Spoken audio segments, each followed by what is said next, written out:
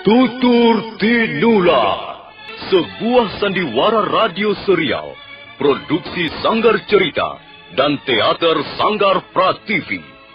Sebuah kisah dengan latar belakang sejarah runtuhnya Singasari dan berdirinya Kerajaan Majapahit.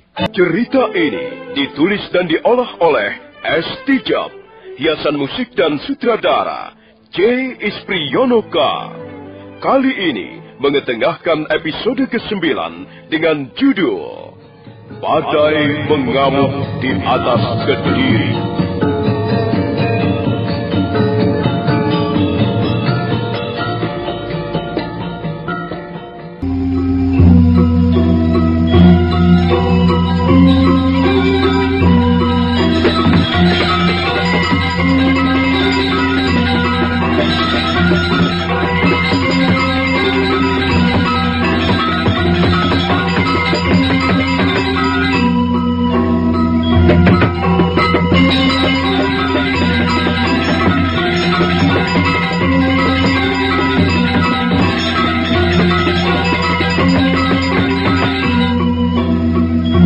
Arya Kamandanu sangat geram dan kesal. Dia tak habis mengerti mengapa kemalangan terus menimpa dirinya dan Maisin, istrinya yang amat dicintainya. Mengapa mereka harus selalu menderita? Siapakah yang bersalah? Apakah dosa-dosa mereka demikian berat sehingga penderitaan itu datang menghantam bagaikan gelombang lautan? Tak henti-hentinya. Bahkan boleh dikata mereka tak bisa bernafas parang sejenak untuk menikmati ketentraman. Arya Kamandanu baru saja menderita kesedihan yang hebat begitu melihat keadaan Maisin. Sekarang Maisin tiba-tiba lenyap. Siapakah orang yang telah menculiknya dan apa maksudnya? Maisin! Maisin! Kakak Maisin! Kakak Maisin! Maisin! Kakak Maisin!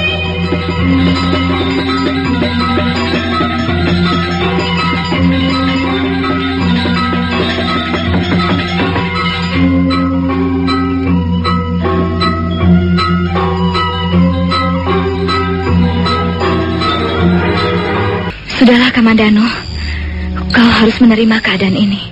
Aku sudah belajar banyak tentang kehidupan. Aku sudah seringkali mendapat tantangan dan cobaan. Tapi sampai sekarang ada yang tidak bisa aku mengerti. Ialah tentang nasib manusia. Ternyata nasib manusia begitu rapuh. Dia hanyalah ibarat sepotong kayu yang terombang-ambing di tengah lautan. Sebentar dihempas ke kiri, dan sebentar dihempas ke kanan. Kalau sudah tahu, mestinya kau bisa menerimanya. Ya, mestinya aku bisa menerimanya. Manusia sebenarnya tidak berperanan apa-apa. Dia hanya sekedar menerima saja. Kalau menolak, maka dia akan sakit sendiri. Barangkali memang sudah begitulah kodrat insan kehidupan di muka bumi ini. Menerima dan menerima, terus menerima. Aku sangat prihatin melihat keadaanmu, Kamandanu. Tapi kita sudah berusaha mencari istrimu kemana-mana. Hampir seluruh lereng Gunung Arjuna ini sudah kita jelajahi. Kita aduk-aduk. Tak ada tempat yang tidak kita periksa.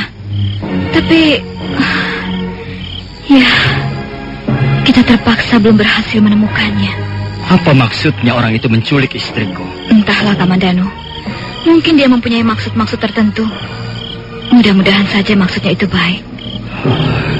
Sekarang apa yang bisa kita lakukan, Buni? Ya, kita sudah 3 hari 3 malam berada di tempat ini. Kita sudah mencari dan menunggu. Kita tidak bisa terus-menerus berada di tempat ini. Barangkali Maisin sudah dibawa pergi jauh, Buni.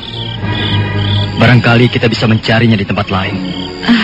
Memang sebaiknya kita segera turun, Kamandanu. Sekalipun kita tidak tahu bagaimana nasibnya, tapi jelas istrimu sudah tidak ada lagi di lereng Gunung Arjuna. Sebaiknya kita turun, dan barangkali kita bisa mencari keterangan pada orang-orang desa di bawah sana.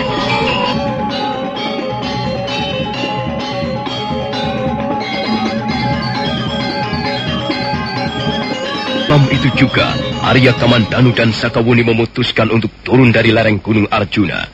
Arya Kamandanu nampak sangat sedih hatinya bagaikan tercabik-cabik.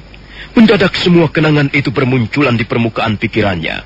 Baik kenangan yang manis ataupun yang pahit yang dialaminya bersama Meisin. Arya Kamandanu kemudian perlahan-lahan naik ke atas punggung kudanya. Mendadak, dia seperti melihat gubuknya masih utuh. Dan dia melihat Meisin bekerja dengan rajin di halaman rumahnya dengan ditemani Panji Ketawang. Panji, ayolah. Kau jangan bermalas-malasan saja. Kau harus belajar bekerja. Saya sudah bekerja, Bi. Saya sudah membantu Paman Kamandanu membelah kayu bakar. Sekarang, bantulah Bibi membersihkan halaman ini. Bibi akan menyapu, dan kau boleh mencabuti rumput-rumput. Baik, Bi.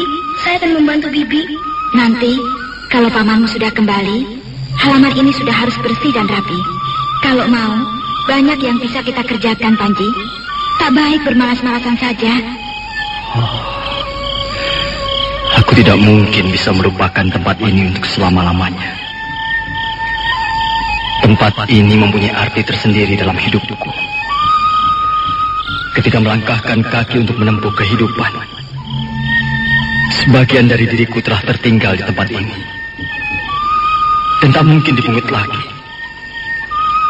Apa yang terjadi sudah dicatat. Tidak mungkin dihapuskan kembali. Lereng Gunung Arjuna. Sebuah gubuk mungil yang berdiri di atas lereng Gunung Arjuna. Sekarang sudah tidak ada lagi. Sebentar lagi dia akan menjadi tempat yang sangat sepi. Sangat menyedihkan. Sepi dan menyedihkan. Puing-puing gubuk yang pernah kubangun akan kesepian dan kedinginan. Dia akan terus meratap siang malam, hanya dengan ditemani oleh kabut dan cahaya bintang. Tapi setidak-tidaknya dia ikut menjadi saksi bahwa di tempat ini pernah tinggal seorang laki-laki bernama Arya Kamandanu. Laki-laki yang bodoh dan celaka itu tinggal bersama istrinya yang cantik dan setia bernama Meisin. Di sini juga pernah tinggal seorang bayi merah bernama Ayuandira dan seorang bocah bernama Panji Ketawang. Tapi akhirnya semua itu lenyap, hilang tanpa bekas. Kau sudah siap, Kamandanu?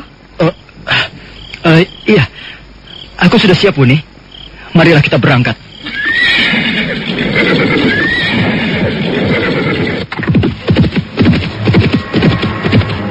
Mereka pun terus berkuda menuruni lereng Gunung Arjuna. Makin lama makin jauh dan makin jauh. Akhirnya derap kaki kuda mereka pun lenyap di balik tikungan sebuah bukit. Dan yang sekarang tinggal hanyalah kesunyian. Tak ada suara apapun kecuali suara-suara alam. Puing-puing gubuk di lereng Gunung Arjuna menjadi seperti sebuah makam tua. Barangkali suatu ketika nanti, jika ada seseorang tersesat di jalan dan terpaksa singgah, puing-puing itu akan menuturkan kisah yang pernah disaksikannya. Dan tutur kisah itu akan menjadi sebuah tembang abadi yang bergema di sepanjang musim dan berkumandang menuruni lembah serta daerah-daerah perbukitan.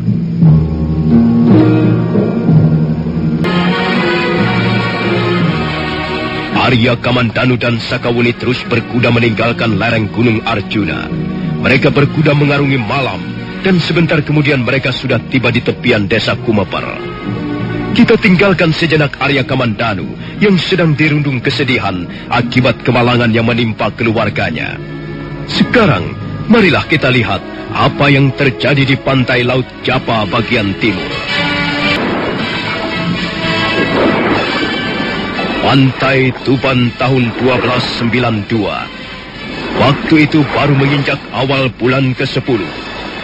Tak jauh dari pesisir nampak para nelayan sibuk mencari ikan. Cahaya pelita perahu-perahu mereka bagaikan kunang-kunang terbang di atas permukaan air laut. Mereka terus bekerja hingga fajar tiba. Mendadak, salah seorang di antara mereka berteriak-teriak sambil menunjuk ke tengah laut lepas. Dan tak lama kemudian muncullah beberapa buah titik hitam yang semakin lama semakin membesar. Ternyata titik-titik hitam itu adalah sekumpulan perahu jung yang terus bergerak semakin mendekati pantai. Para nelayan seketika menjadi sibuk mengarahkan perahu-perahunya ke tepi pantai. Mereka memberi jalan pada sekumpulan perahu jung yang akan lewat. Jumlah perahu jung itu ada 64. Mereka terus bergerak berbondong-bondong menuju ke muara Sungai Sugaru.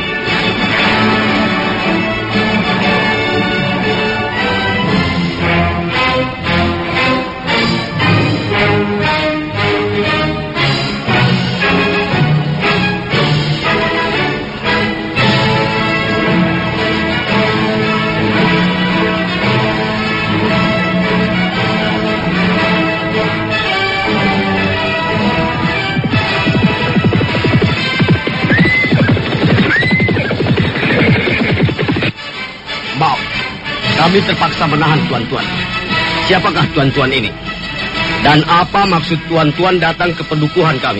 Oh, rupanya kalian adalah prajurit-prajurit Majapahit. Oh, bukan, Tuan. Kami bukan prajurit. Kami hanyalah orang-orang desa biasa. Tapi kami mendapat tugas untuk mengamankan daerah di sekitar pendukuhan kami. Aku ingin bertemu dengan Ratu Gustimu. Apakah Gusti Sang Ramawijaya yang Tuan maksudkan? Iya, benar. Aku ingin bertemu dengan Angger Sangramawijaya. Tuan belum menjawab pertanyaan kami. Kami ingin tahu siapa nama Tuan, dari mana asal Tuan, dan apa keperluan Tuan, sehingga ingin bertemu dengan Gusti Sang Ramawijaya.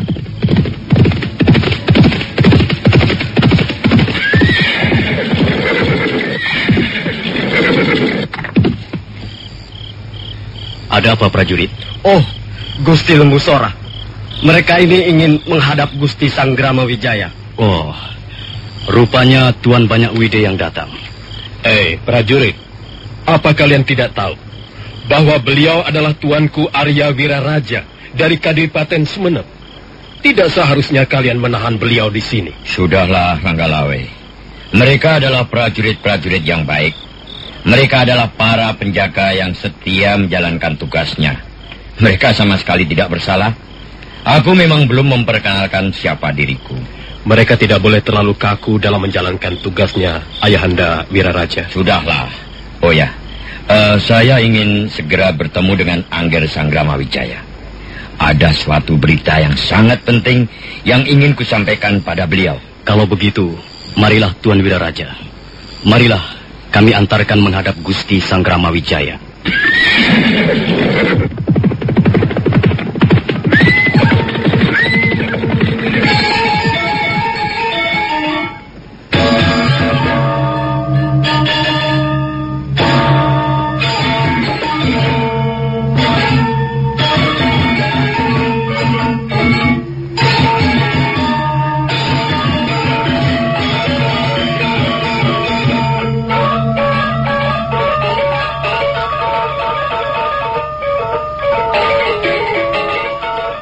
Lembu Sora dan Ranggalawe segera membawa rombongan Arya Wiraraja alias Banyak Wide menemui Dyah Sang Ramawijaya. Tak lama kemudian mereka pun diterima Dyah Sang Ramawijaya di ruangan pendopo. Arya Wiraraja duduk bersila dengan ditemani orang-orang Madura yang menjadi pengawal-pengawal pribadinya. Sementara Dyah Sang Ramawijaya duduk diapit Sang Ramapati atau Sang Mahapati dan Nambi. Hadir juga dalam pertemuan itu Kebo Anabrang, Rapodang, Rawuridan, Rekrian Demung, dan beberapa orang-orang kepercayaan Dyah Sang Ramawijaya yang lain. Lembu Sora nampak duduk bersebelahan dengan Ranggalawe di dekat tiang serambi. Maaf, Tuan Wiraraja. Tuan beserta rombongan datang begitu mendadak, sehingga kami tidak mendapat kesempatan untuk memberikan sambutan secara memuaskan, Tuan. Ini sudah lebih dari cukup, Angger Sangramawijaya. Lagi pula kunjungan hamba ini sama sekali bukanlah kunjungan biasa. Ada suatu hal penting yang akan hamba sampaikan kepada Angger Sangramawijaya. Silakan, Tuan Wiraraja. Kami semua siap mendengarkan. Oh, begini, Nger. Mungkin berita ini belum sampai ke Majapahit ataupun ke kota Kediri. Hamba sendiri mendengar berita ini dari nelayan-nelayan pantai Madura. Harap Angger ketahui Beberapa hari yang lalu bala tentara Tartar telah mendarat di pantai Tuban. Bala tentara Tartar? Benar, Nger. Mereka berjumlah tidak kurang dari 2.000 orang prajurit. Mereka berlayar mengarungi Samudra Raya dengan menggunakan perahu-perahu jung. Dan sekarang ini mereka sudah berkampung di sekitar Sungai Sugaluh. Maaf Tuan Wiraraja. Apakah ada hubungan yang erat antara Majapahit dan kehadiran bala tentara Tartar itu? Kukira hubungannya sangat erat. Tentu saja kita bisa memanfaatkan kehadiran mereka. Memanfaatkan bagaimana Tuan Wiraraja? Kehadiran mereka pasti ada hubungannya dengan peristiwa yang menimpa utusan-utusan bangsa Mongolia beberapa waktu yang lalu.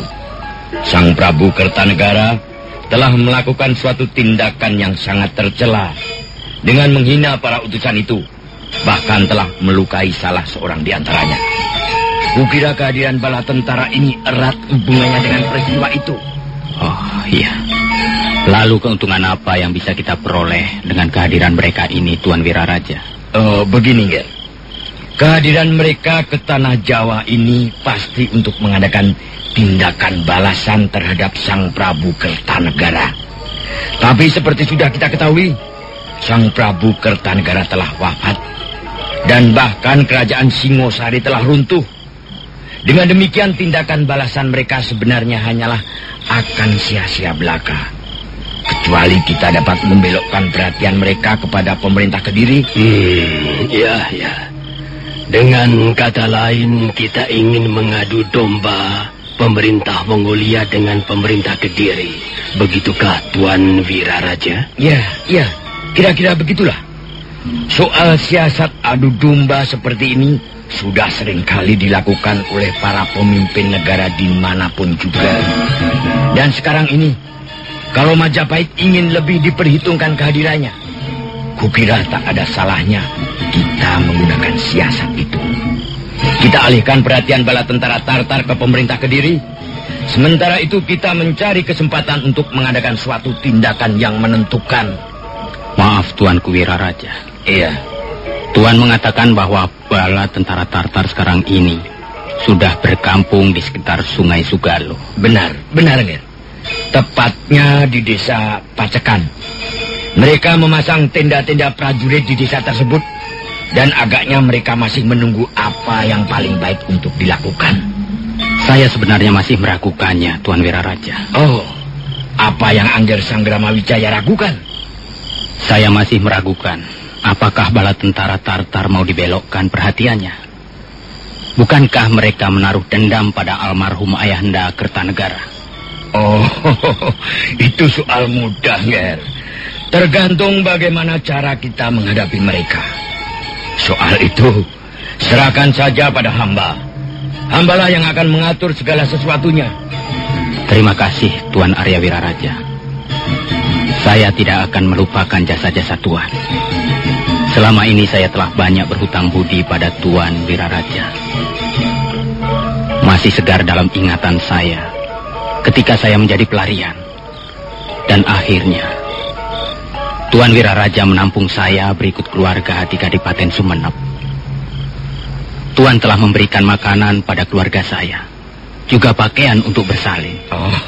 Sudahlah, Nger. Sudahlah. Lupakan saja soal itu. Tidak, Tuan. Saya tidak bisa melupakan jasa-jasa Tuan. Dan saya pun tidak akan melupakan janji yang pernah saya ucapkan kepada Tuan Wiraraja.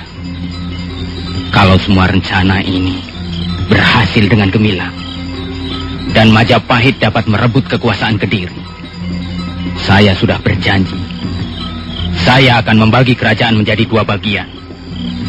Sebagian untuk saya sebagai pewaris tahta Singasari, dan sebagian lagi untuk Tuan Wiraraja.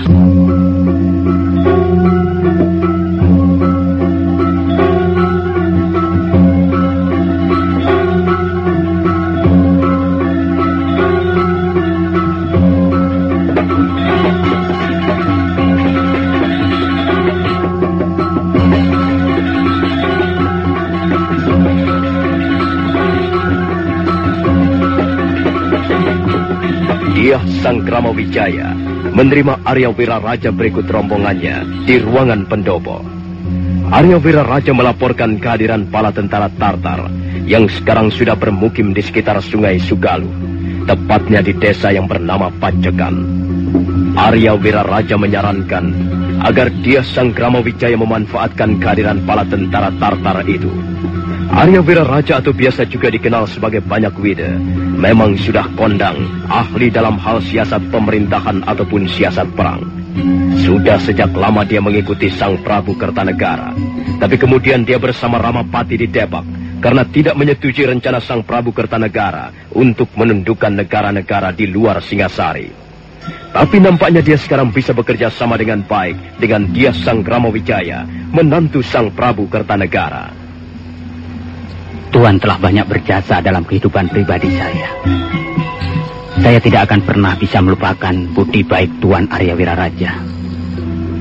Saya pernah menjadi seorang pelarian ketika kerajaan Singasari runtuh karena serbuan tentara gelang-gelang.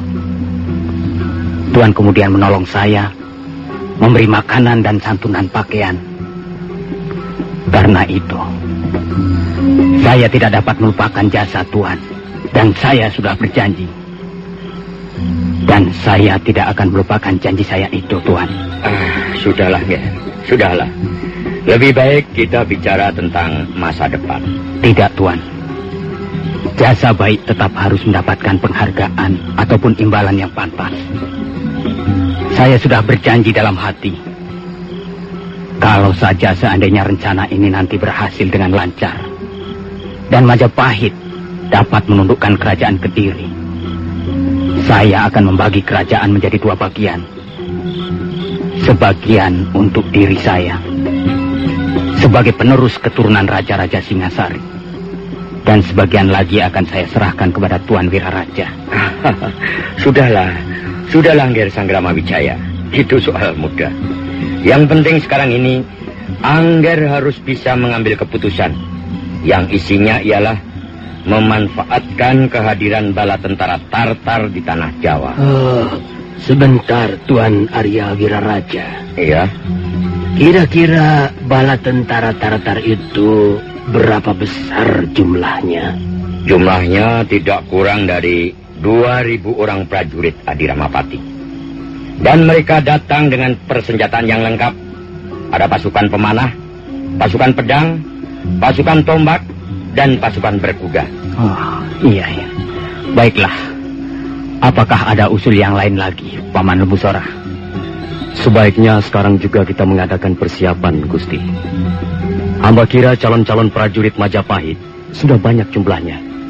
Dan nampaknya mereka sudah siap siaga untuk bertempur melawan musuh. Ya. Begitu juga baik, Gusti. Usul itu hamba kira sebaiknya kita terima. Sebaiknya kita dengan segera mengadakan persiapan. Kira-kira calon prajurit Majapahit semuanya ada berapa jumlahnya? Tidak kurang dari 1.000 prajurit. 1.000 prajurit. Baiklah. Soal itu bisa kita bicarakan lagi nanti. Kalau perlu akan saya tambah dengan prajurit-prajurit dari pesisir pantai Madura. Sekarang bagaimana Tuan Arya Wiraraja? Apa yang akan kita lakukan dalam waktu dekat ini? Sebaiknya kita menunggu saja perkembangannya, Gusti. Jangan terburu nafsu untuk melakukan suatu tindakan. Apapun yang akan kita lakukan, harus kita pertimbangkan masak-masak. Sebab masalah yang akan Gusti hadapi adalah suatu masalah yang sangat besar dan gawat. Sebaiknya menunggu perkembangan dulu. Wuni? Sakawuni?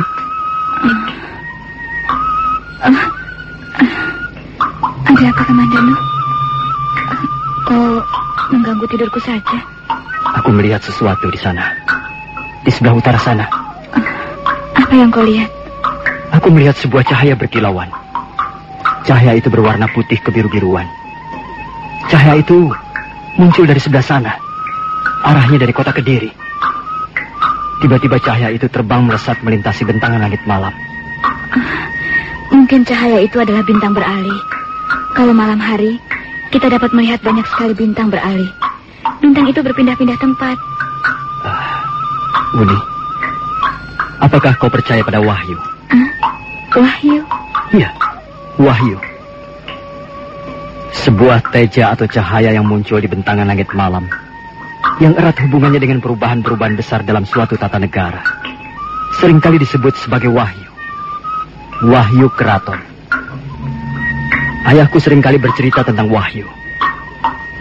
Jika sebuah negeri akan bergolak, jika seorang raja akan jatuh dari tahta, dan kemudian digantikan dengan raja yang baru, maka biasanya peristiwa itu didahului dengan munculnya sebuah wahyu. Mungkinkah apa yang baru saja kulihat tadi adalah sebuah wahyu, Sakawuni? Ya, aku tidak tahu persis soal itu. Di mana jatuhnya kira-kira wahyu itu? Kalau tidak salah, jatuhnya di sebelah sana. Tepat di sebelah sana. Di arah barat laut dari tempat kita menginap sekarang ini. Kalau begitu, persis di hutan tarik. Ya, benar, Wuni. Wahyu itu jatuh di tengah-tengah hutan tarik. Cahaya itu mendadak lenyap. Padam ketika persis akan jatuh di hutan tarik. Apa pendapatmu soal ini, Sakawuni? Apakah ada hubungannya dengan padukuhan Majapahit? Sudah aku katakan, aku tidak tahu banyak soal itu. Aku baru sekarang ini mendengar adanya cahaya yang bernama wahyu. Tapi mungkin juga apa yang baru saja kau katakan itu benar. Dan kalau benar, barangkali pamor wahyu kerajaan Kediri sudah pudar dan berpindah ke Majapahit. Sayang sekali kau tidak melihatnya, Wuni. Cahaya atau teja itu tadi sangat indah warnanya. Indah berkilauan. Barangkali seumur hidupku hanya sekali ini aku melihatnya. Kamandano, entahlah mengapa tiba-tiba hatiku menjadi tidak tenang. Aku selalu teringat pada ayahku. Mungkin sebaiknya kita segera meninggalkan tempat ini, Wuni. Kulihat kau sama sekali belum tidur. Apakah kau tidak mengantuk? Aku tidak bisa tidur. Akhir-akhir ini banyak sekali masalah yang kupikirkan. Ya, baiklah. Ayo kita berangkat. Kita langsung saja menuju ke Majapahit. Arya Kamandanu dan Sakawuni yang waktu itu tengah menginap di sebuah gua tak jauh dari kaki Gunung Arjuna segera memacu kuda mereka menuju ke pedukuhan Majapahit.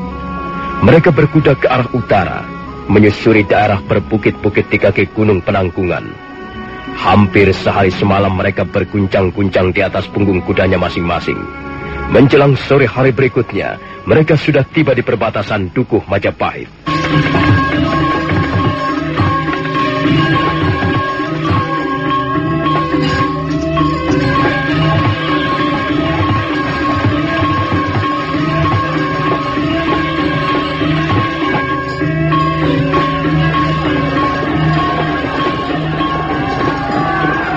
Lihat, Kamandano. Lihat, siapa yang sedang bertempur itu? Bukankah itu Paman Ranggalawe dan Paman Lembusora? Iya, benar. Mereka adalah Paman Lembusora dan Kakang Ranggalawe. Rupanya mereka bertempur melawan prajurit-prajurit Kediri. Kulihat ada sesuatu yang janggal, Kamandano. Apanya yang janggal? Barangkali Majapahit sudah terang-terangan ingin melawan pemerintah Kediri. Biasanya Paman Lembusora dan Kakang Ranggalawe melarang keras untuk mengadakan perlawanan terhadap tindakan sewenang-wenang yang dilakukan oleh prajurit-prajurit Kediri. Tapi mengapa mereka sekarang justru bertempur melawan prajurit-prajurit Kediri? Kita nanti bisa bertanya pada mereka, Wuni. Tapi tidak baik kalau kita berdiam diri di sini. Ayo, kita bantu mereka. Kita usir prajurit-prajurit Kediri itu dari Majapahit.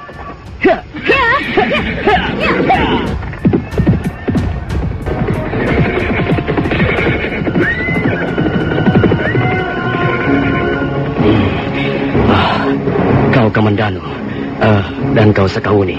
Dari mana kalian berdua? Maaf, Paman. Saya baru saja menengok keluarga saya di lereng Gunung Arjuna dengan ditemani Sakawuni. Bagaimana keadaan keluargamu? Apakah mereka baik-baik saja?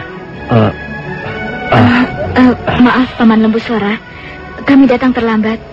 Tapi, bolehkah kami tahu mengapa Paman Lembusora dan Kakang Ranggalawe bertempur melawan prajurit-prajurit Kediri?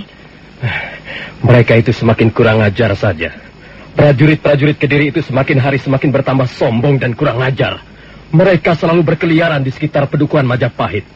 Pasti mereka menjadi mata-mata. Ya, benar apa yang dikatakan Ranggalawe, Sakawuni.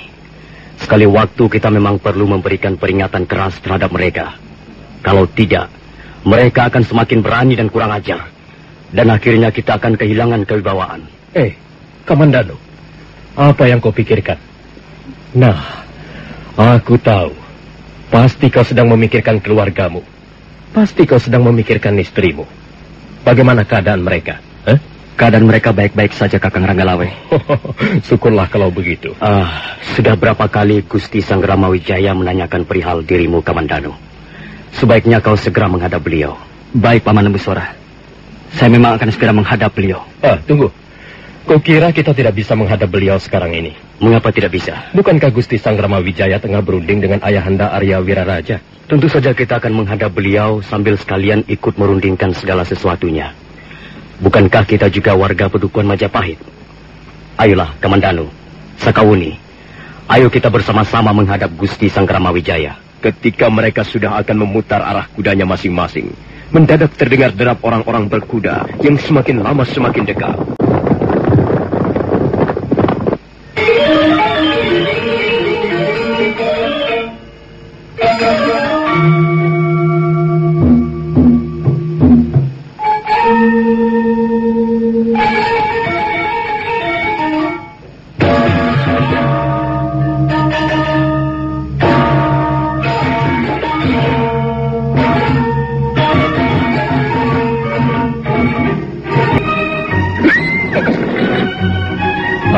Maaf, siapakah tuan-tuan ini? Melihat ciri-ciri pakaian yang tuan-tuan kenakan, tentulah tuan-tuan adalah para prajurit. Aku adalah perwira Yungpo. Dan mereka ini semua adalah tentara Tartar. Kami datang dari negeri Mongolia. Ya, jadi tuan-tuan adalah prajurit-prajurit Tartar. Benar. Di mana kami bisa menemui Tuan Sanggrama Wijaya? Untuk apa tuan-tuan ingin menemui beliau? Kami mengemban amanat dari atasan kami. Kami harus menyampaikan sebuah surat. Tapi kami harus memberikannya secara langsung kepada Tuan Sanggrama Wijaya. Baiklah. Tuan-tuan tidak perlu khawatir. Gusti Sanggrama Wijaya adalah junjungan kami. Beliau adalah kepala desa Majapahit. Kalau tuan-tuan ingin bertemu dengan beliau, mari ikutilah kami. Kami akan mengantarkan tuan-tuan menghadap beliau. Tapi, apakah kami dapat mempercayai kata-kata Tuan? Untuk sementara waktu, memang sebaiknya tuan-tuan percaya kepada saya. Saya adalah Lembusora. Kami semua adalah warga Pedukuhan Majapahit. Percayalah, kami tidak akan menipu tuan-tuan. Kami justru ingin membantu tuan-tuan. Marilah. Baiklah. Agaknya kata-katamu bisa kami percaya. Baiklah, kami akan ikut kalian.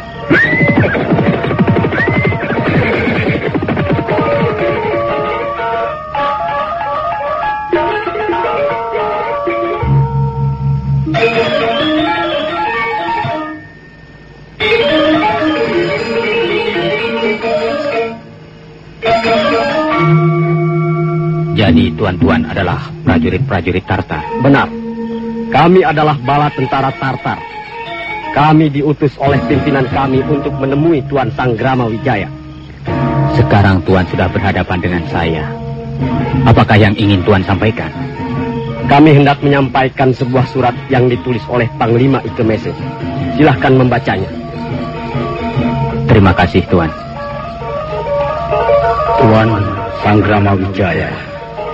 Tuan adalah masih kerabat Prabu Kertanegara, Raja Singasari. Kami memperoleh data-data Tuan dari warga desa Pacekan. Kami adalah bala tentara Tartar. Kami mengemban tugas dari Yang Mulia, junjungan kami, Kaisar yang Agung, Kaisar Kubilai Khan. Sebenarnya, kami mempunyai urusan penting dengan Prabu Kertanegara. Tapi, sayang sekali, Prabu Kertanegara telah wafat. Dan sebagai gantinya, Tuan Sanggrama Wijaya harus mewakili beliau. Dengan surat ini, kami, para panglima tentara Tartar, menyatakan agar Tuan dengan secepatnya menyerah kepada kami. Jika Tuan dan rakyat Tuan tidak mau menyerah, maka Tuan akan berhadapan dengan bala tentara Tartar. Sekian, Panglima Tartar, Ike Meise. Perwira Yumpo. Ya, Tuan Sanggrama Wijaya. Saya sudah membaca apa yang ditulis Panglima Ike Meise. Dan saya sudah tahu apa maksudnya. Lalu, bagaimana sikap Tuan Sanggrama Wijaya? Kami harus segera tahu sikap dan tanggapan Tuan. Karena kami harus memberikan laporan pada atasan kami. Maaf, Perwira Yumpo. Untuk saya pribadi, sama sekali tidak ada masalah. Tapi saya harus membuat suatu pernyataan, di mana pernyataan itu tadi harus mewakili rakyat Majapahit, rakyat saya. Karena itu, saya tidak bisa segera memberikan jawaban. Kami harus merundingkan dulu dengan para pemuka Pedukuhan Majapahit. Untuk sementara ini, Perwira Yumpo dan prajurit-prajurit Tartar, silahkan menunggu di luar. Kami akan melayani segala keperluan tuan-tuan sebagaimana seorang tamu terhormat. Baik, Tuan Sanggrama Wijaya. Kami akan menunggu di luar. Tapi maaf, kami tidak bisa menunggu terlalu lama. Bagaimana pendapat Tuan Wiraraja? Oh, sekarang sudah jelas, Nger. Apa yang hamba duga ternyata tidak jauh meleset. Bala tentara Tartar datang ke tanah Jawa ini tentulah ada hubungannya dengan pemerintah Singosari. Lalu, bagaimana sikap kita sekarang? Apakah kita harus menuruti keinginan mereka, Tuan? Kalau kita menuruti keinginan mereka, berarti kita harus menyerah, Gusti. Adi Ramapati.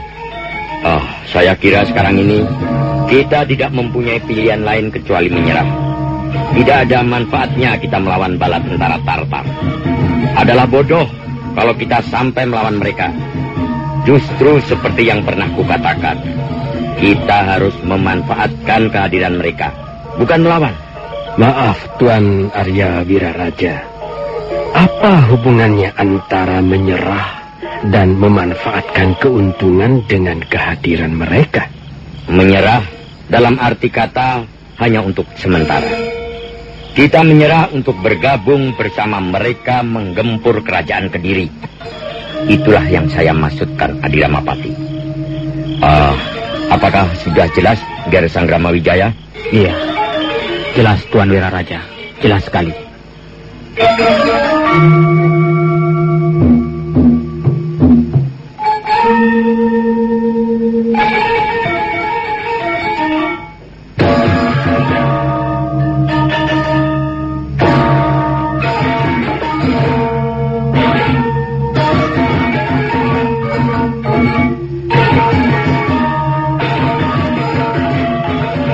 Suasana di dalam ruang pendopo seketika menjadi hening sejenak. Kemudian terdengar Arya Wiraraja mulai berkata. Dengan hati-hati dia mulai menjelaskan bagaimana caranya untuk menghadapi bala tentara Tartar yang terkenal tangguh dan berani dan berjumlah banyak itu. Nah, saudara pendengar, bagaimanakah kisah selanjutnya? Keputusan apakah yang akan diambil oleh Dyah Sanggrama Wijaya?